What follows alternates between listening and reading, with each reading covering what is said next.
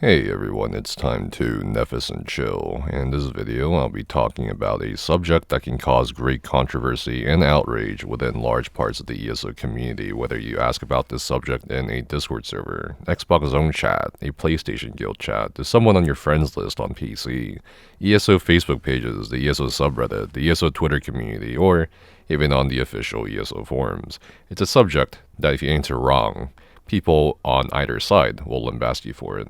And this subject is fake tanking. Just so we're on the same page, at least as far as the context and circumstances go, most people would define fake tanking as the act of queuing up or signing up underneath the tank role when they're not spec'd in terms of item sets or skills to actually tank or take aggro of bosses and mobs in PvE content.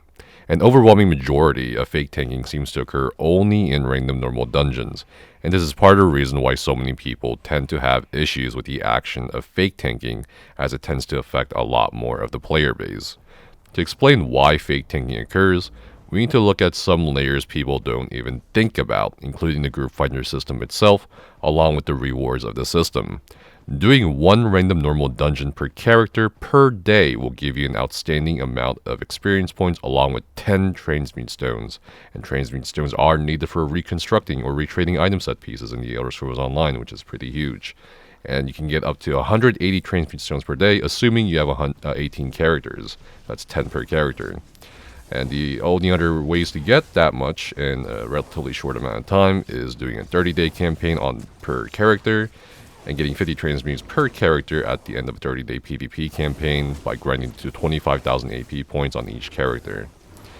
As the transmute stones being added to the random normal rewards is relatively recent, it's understandable that we saw a rise in fake tanking.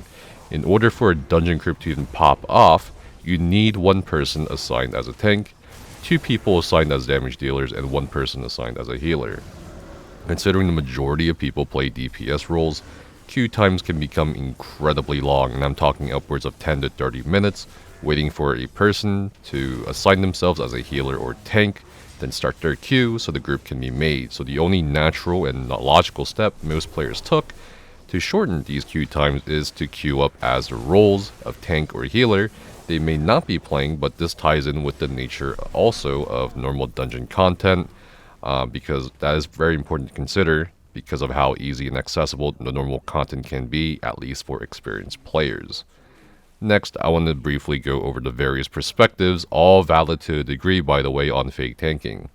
This past week, I posted a meme that's been going around Discord on both the YouTube and Twitter worlds I'm in.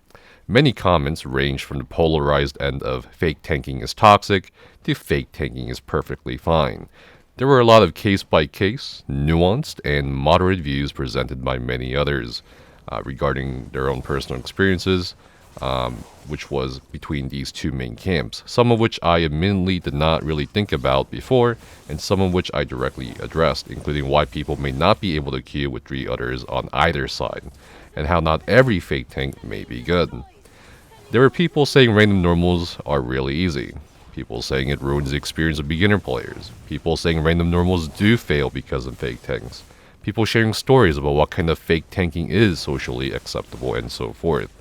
It was quite enlightening to read all of this on both Twitter and YouTube, to be honest, and it just further reinforced my thought that the whole thing is quite nuanced.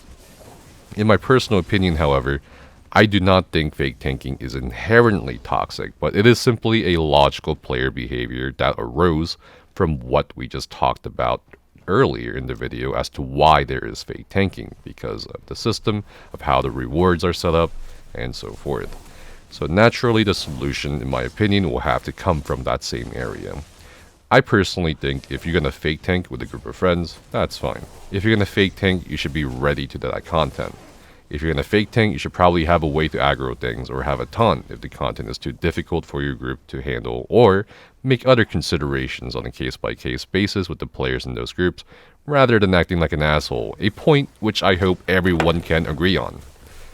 And if you do fake tank a random normal and you die in it, then I think all of us can agree you're pretty bad and shouldn't take your anger out on other players in the group. I was made to understand by someone that my personal opinion could have an effect as a content creator on how some players may behave, which is valid. But please understand, I'm not endorsing fake tanking or even going against it. I'm trying to explain it to an audience with both my viewpoint and as objectively as possible. understandably, the basic premise of my opinion, along with the points I presented, were quite heatedly attacked or debated on Twitter. I was called toxic, unhinged, mad, that I should be ashamed, that I'm an elitist, and all sorts of other shit. People are still DMing or tweeting at me like, oh, you hate new players, fuck you. Oh, thanks for posting that offensive meme. Oh, weren't you toxic in the past, saying slurs and stuff, so no wonder you're being toxic now. Or, this is why Asian kids need to stop ruining it for the rest of us casuals. And this is happening with people on the other side, striking up arguments about how people who can't do random normals with a fake tank are dog shit. And I'll probably see the exact same shit in the YouTube comments down below, because most ESO players, for the sake of their own convenience, would rather discredit you by conflating actual toxicity with a meaningless application of the word toxicity, or by applying their own personal experience to every type of possible situation, than actually try to discredit your argument, and not being willing to at least discuss the issue. Before I get into what I think a potential solution is for this fake tanking epidemic, I want to address the biggest issue with this entire thing, and the biggest issue I have is the majority of the player base on either side, yet again, shitting on each other based on biased perceptions, not willing to consider that the issue of fake tanking is multifaceted, not even bothering to research 1 minute of why people fake tank or how the group fighter even works, taking everything as an attack on their playstyle or existence, not thinking about what kind of players there are in these groups, not even talking about what people call fake DPS or why there aren't even any real tanks anymore, which I've also talked about too at some length, or why we still have some issues within supposedly one of the greatest online communities people always like to espouse about.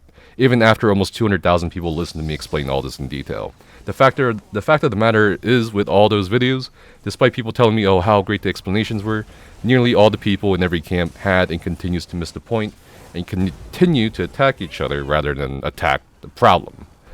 My fellow ESO Stream Team colleague Lucky Ghost offered a small list of potential solutions last year, including quite interestingly a set of low-level prerequisites within the game system or group finder that could incentivize and make people spec towards tanking. While I can see the merits in what he discussed, and you guys should definitely check his video out on the matter, I found it quite interesting, I think a simpler solution, comparatively speaking, at least on the player end, is to have different queue options for random normals. And specifically, by different queue options, I mean 2 different queues. One queue specifically for people who want to take things slow, or beginner players, which would encourage actual rolls, or perhaps be the only queue with actual rolls, and a queue specifically for people who just want to farm transmute stones and their XP and zip through it without a care in the world. This would, in my opinion, solve the entirety of the issue. I think, given that the community is clearly not prepared to even have one single civil discussion over one single subject, shows that it is incredibly naive to depend on the player base to solve this on their own by asking people to be more considerate or more skilled, depending on your perspective. I think this is a matter where the game itself, with devs, should clearly separate the queues to avoid any more confusion or community divide with a meaningless back and forth on whether fake tanking is toxic or not, because the way the system itself is set up right now, it's just not going to stop. Fake tanking is just not going to stop, to whatever degree you may find it unacceptable or acceptable, regardless of whether you like it or not, because it's compounded by so many issues that I just mentioned earlier on in the video. But yeah, that's pretty much it. Thanks for Nefes and chilling. Stay safe and have fun, and there will be more YouTube uploads, so definitely subscribe and like.